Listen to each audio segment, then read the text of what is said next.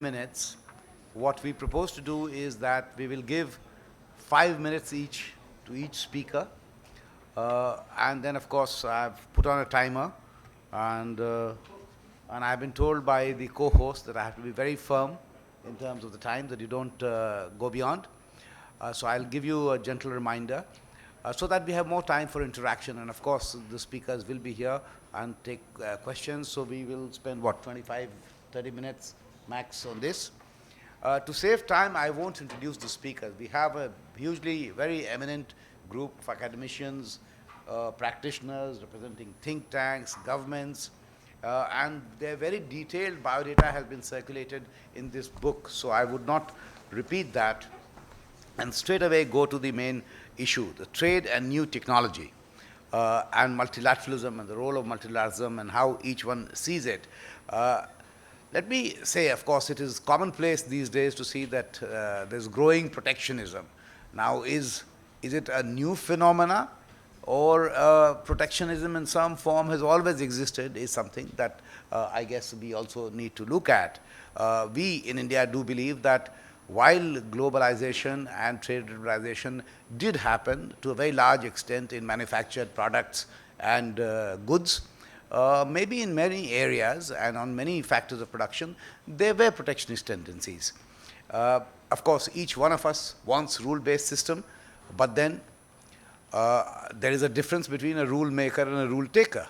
And of course, have the rules itself tilted the playing field is something that we would wish to hear about from all of you.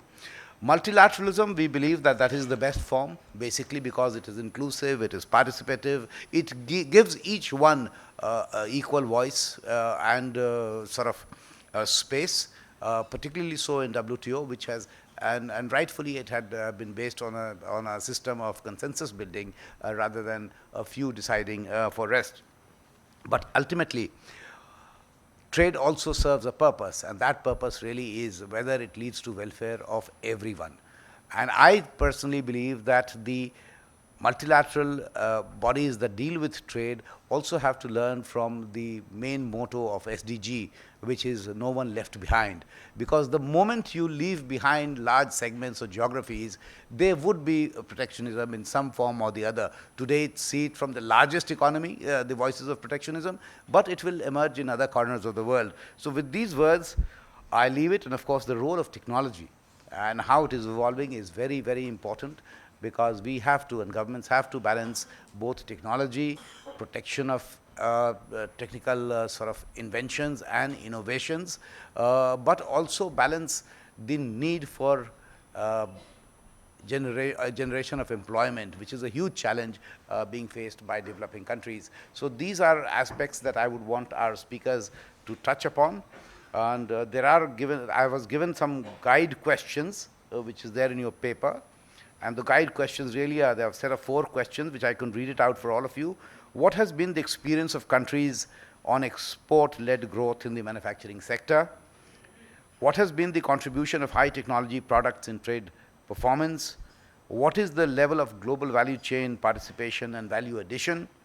And how can trade regimes be designed from global and regional perspectives to allow domestic capacity building? So with these 4 questions, I leave the floor, and we will start with the speaker on my right, Madame Chan. Thank you very much. I will make the best out of the 5 minutes I have. It's always a delight to be here. I'm going to touch upon a few slides that I prepared. First of all, East Asia's cases of the export-led growth in manufacturing sector in particularly.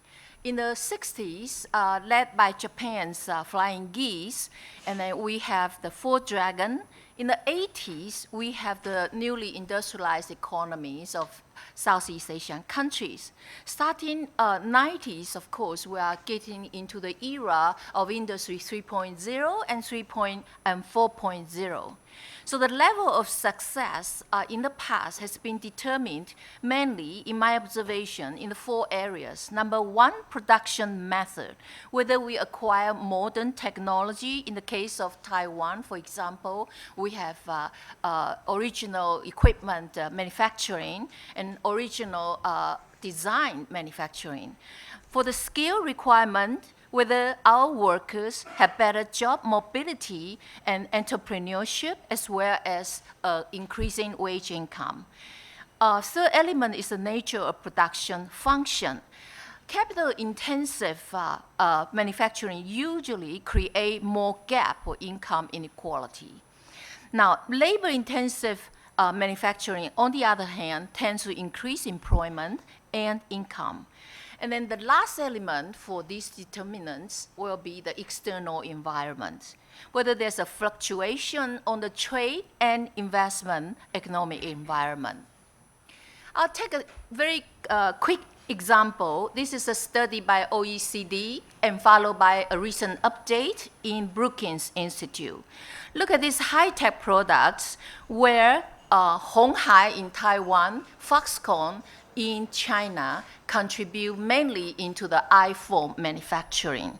And this map actually tells you that a product of global trade value chain that you have Japan contribute to 34%, Germany 17%, South Korea 13%, and others, including Taiwan 27%, China 3.6%.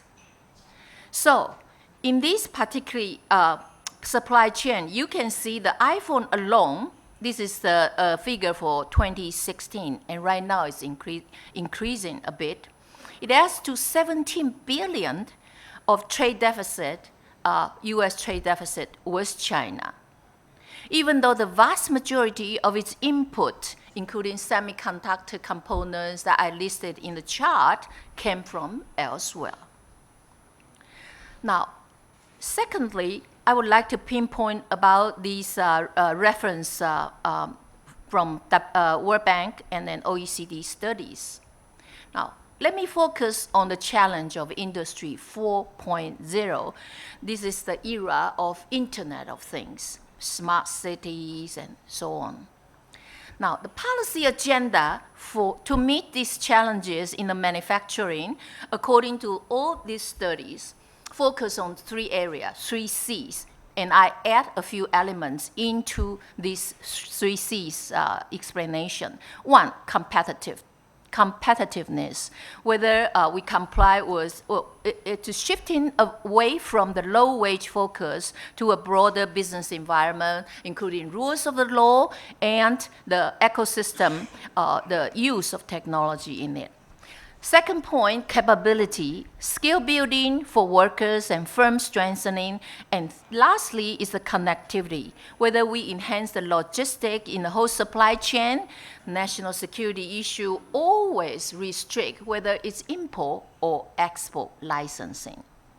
Now, GVC, the global value chain participation, I will leave this alone since I was given the fact that I only have 1 minute left, so I will focus on the last slides. Now, regarding the design of trade regimes, how do we do that to allow domestic capacity? I focus on 4 points. Number one, remedies to account for trade imbalance figures.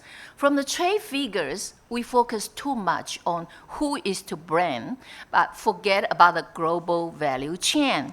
The subsidy issues, restrictions on import and export. So it's not only a US-China trade war. It's a trade war against all the supply chain partners. Implementation gap. The current regime always identifies the lack of domestic capacity, and then the intended RTA, therefore, cannot be implemented due to weak rule of law, insufficient infrastructure, especially a combination of these two. Third element is the domestic capacity, both physical and institutional arrangement. Either require less subsidies, more FDI, and institutional capacity building for preparing for the Industry 4.0. Last item I will focus is IPR issue. All countries cannot escape from being a victim of IPR infringement sooner or later, even though the rules should be tailor-made to reflect domestic capacity, particularly in the light of a balance between developed and developing economies. Thank you very much. Thank you very much. You went over, while you were more or less within time. 52 seconds is something that I would overlook, but thank you very much. So I won't summarize what you have said. You have been very succinct, and I am sure you will be able to share the slides that you have with the audience if they are interested. May I now call upon, let me go by this, Datuk Seri Jayasri Jayasena, former Secretary General, Ministry of International Trade and Industry, Malaysia. Your time begins now, sir. 5 minutes. Thank you, Chairman. I will make 4 policy-related issues or points, and before that, I would like to preface that by saying that when we talk about technology, we've always been referring to technology in the goods sector, but there's very little focus in the services sector.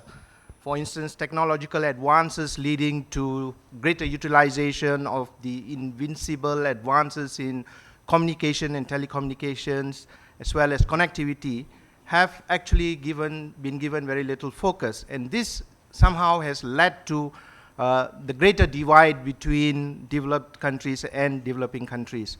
And this divide can actually affect countries, especially now with the advent of Industry 4.0.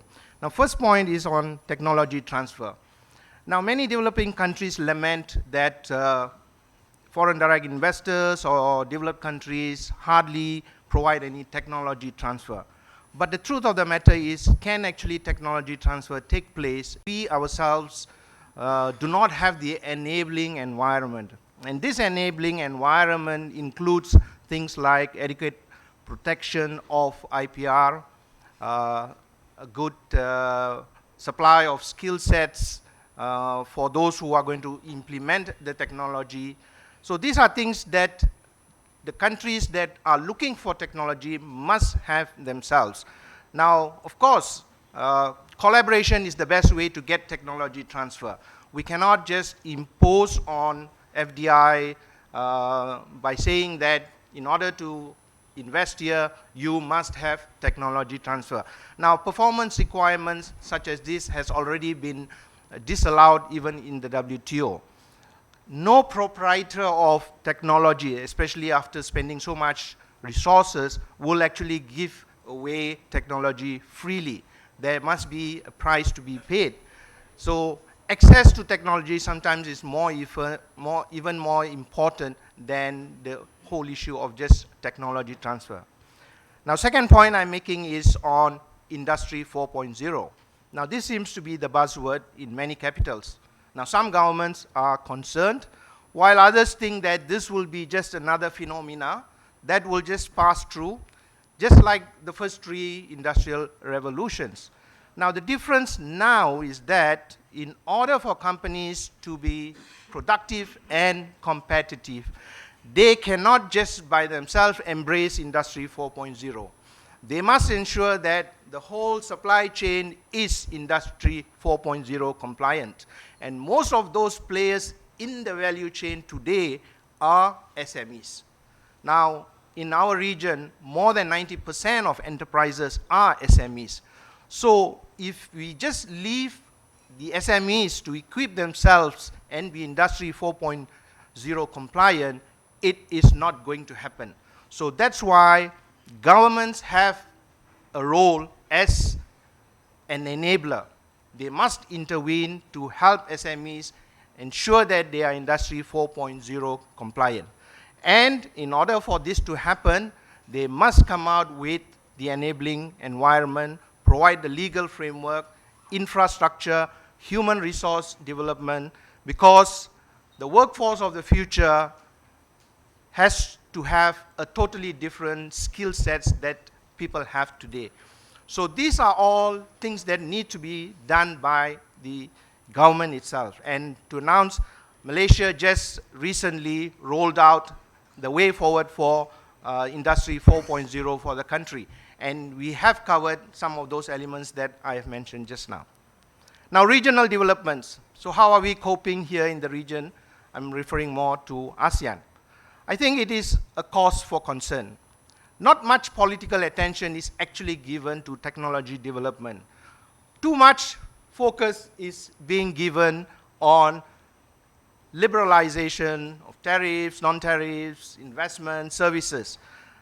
Either bureaucrats are not familiar with the kind of issues that relate to technology development, or they would rather have this be dealt with by the industries themselves.